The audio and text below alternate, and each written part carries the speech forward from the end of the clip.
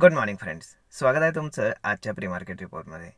तर मग चला सुरुवात करूयात आजच्या प्री मार्केट रिपोर्टला आणि जाणून घेऊयात की आज आपल्या स्टॉक मार्केटमध्ये काय होऊ शकतं ते.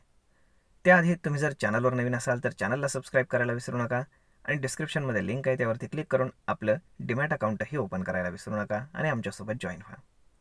तर मग चला सुरुवात करूयात आजच्या या भागाला. मित्रांनो, सगळ्यात आधी जाणून घेऊयात की काल आपल्या इंडियन मार्केटमध्ये काय झालं होतं. तर मोस्टली काल इंडियन मार्केट हे पॉझिटिव्ह राहिलेलं आहे. पॉझिटिव्ह विथ फ्लॅट बायस असं आपण म्हणू शकतो. जर आपण काल रात्री पुन्हा US मार्केट पाहिलं तर US मार्केटने पुन्हा एकदा ऑल टाईम हाय प्लेस केलेला आहे. सतत 2 दिवस US मार्केट जे आहे ते ऑल टाईम हाय लावत आहे. जर आता आपण USचे फ्युचर्स पाहिले तर ते पुन्हा थोडेसे ग्रीनमध्येच ट्रेड करतात.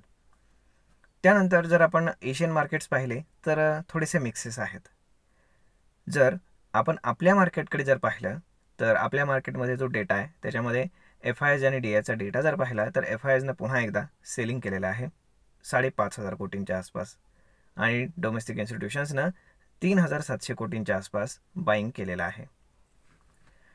या सगळ्याचा इम्पॅक्ट पाहता गिफ्ट निफ्टी असं इंडिकेट करतंय की मार्केट एक 50 ते 60 पॉईंट गॅपअप ओपन होईल. परंतु आज गॅपअप सस्टेन होण्याचे चान्सेस फार कमी आहेत.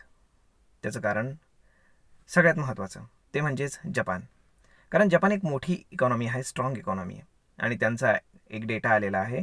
तर तो डेटा असा आहे की तिथे इन्फ्लेशन वाढलेलं आहे.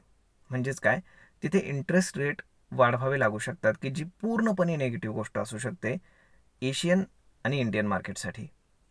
त्यामुळे आता काय होतं आहे ते पाहणं जास्त गरजेचं आहे. त्यामुळे जर तुम्ही काही बुलिश ट्रेड बनवण्याचा प्रयत्न करत असाल तर थोडेसे कॉन्शियस व्हा, अदरवाईज महागात पडू शकतं. कारण जपान एक फार मोठी इकॉनॉमी आहे आणि त्यांच्या तिथे इन्फ्लेशन वाढणं हे तिथले इंटरेस्ट रेट वाढवू शकतं, कमी करू शकत नाही. ओके, तर आता पाहूयात काय होतं ते. त्यामुळे आजचा दिवस थोडं सावध राहायला हवंच. जर आता आपण स्टॉक स्पेसिफिक सांगायचं झालं तर रिलायन्स पडतो आहे पुन्हा एकदा. त्याच्यामागचं बेसिकली रिझन असं आहे की स्टारलिंक जे आहे इलॉन मस्क यांचं, तर ते इंडियामध्ये येणार आहे, त्यासाठीच्या हालचाली चालू आहेत. त्यामुळे साहजिकच आहे की रिलायन्स जिओला टेन्शन राहणार आहे, प्लस एअरटेललाही टेन्शन राहणार आहे. मग त्यामुळे आता जे काही प्रॉब्लेम्स आहेत त्याच्यामुळे रिलायन्स पडायला सुरुवात झाली आहे. बाकी जर आपण पाहिलं तर काल डॉक्टर रेड्डीचा रिझल्ट आला जो एक्सपेक्टेशनपेक्षा काही चांगला आलेला नाही. त्यामुळे आज पूर्ण फार्मा सेक्टर जे आहे की जे डिफेन्सिव्ह मानलं जातं ते आपल्याला निगेटिव्ह पाहायला मिळण्याची शक्यता आहे.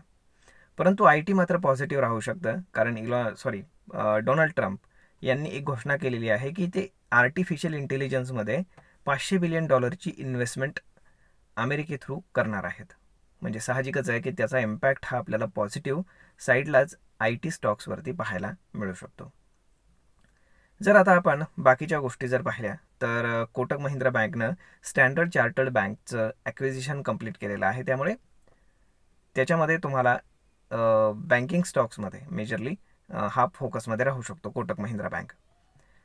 आता बाकीच्या जर आपण गोष्टी पाहिल्या तर फार काही पॉझिटिव्ह आज नाही आहे. ग्लोबल क्यूजसुद्धा थोडेसे पॉझिटिव्ह आणि मोस्टली निगेटिव्ह आहेत.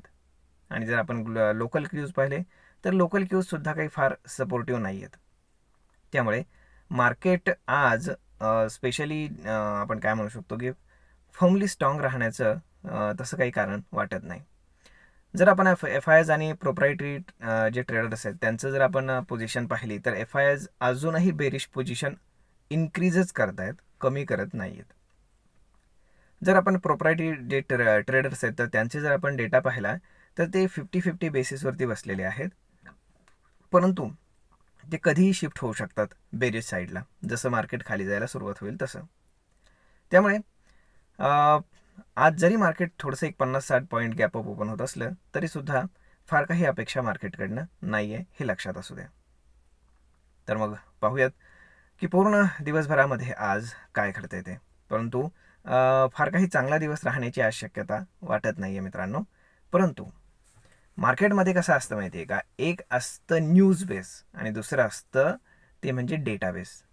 तर डेटा आपल्याला काय सांगतोय की प्रचंड शॉर्ट पोझिशन्स आहेत आणि जर आता बजेट जवळ येतं आहे त्यामुळे साहजिकच आहे ज्यांनी बेरिश पोझिशन्स बनवलेले आहेत ते लोकसुद्धा विचार करतील की जर समजा बजेट जर चुकून चांगलं लागलं तर मग मात्र एक फार मोठी रॅली पाहायला मिळू शकते अपसाईडला, आणि त्यामध्ये त्यांच्या शॉर्ट पोझिशन ज्या एक्झिट होतील त्याच्यामध्ये त्यांना प्रचंड लॉसेस होऊ शकतात.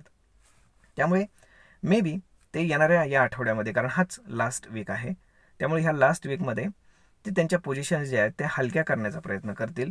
त्यामुळे मार्केट शुअरली जरी फार हेविली जरी खाली जाणार नसलं तरीसुद्धा फार हेविली वरती जाणार नाही, कारण वरच्या बाजूला सप्लाय फार आहे, कारण फार लोक स्टॉक घेऊन अडकलेले आहेत. त्यामुळे साहजिकच आहे ते एक्झिट करण्याचा प्रयत्न करतील, थोडाफार जरी कॉस्ट आला तरी. ओके, तर मग अशा पद्धतीनं थोडी वाट पाहायला हवी मार्केटमध्ये, बजेटमध्ये काय घडते ते पाहायला हवं, आणि त्यानंतरच चांगल्या इन्व्हेस्टमेंटचा डिसिजन हा घ्यायला हवा. तर मग मित्रांनो, आय होप तुम्हाला हा व्हिडिओ, ही माहिती नक्कीच ट्रेड आणि इन्व्हेस्टमेंट करण्यासाठी उपयोगी पडत असेल. जर हा व्हिडिओ, ही माहिती तुम्हाला आवडली असेल तर आपल्या जवळच्या मित्रमंडळींसोबत देखील हा व्हिडिओ तुम्ही शेअर करायला विसरू नका. धन्यवाद.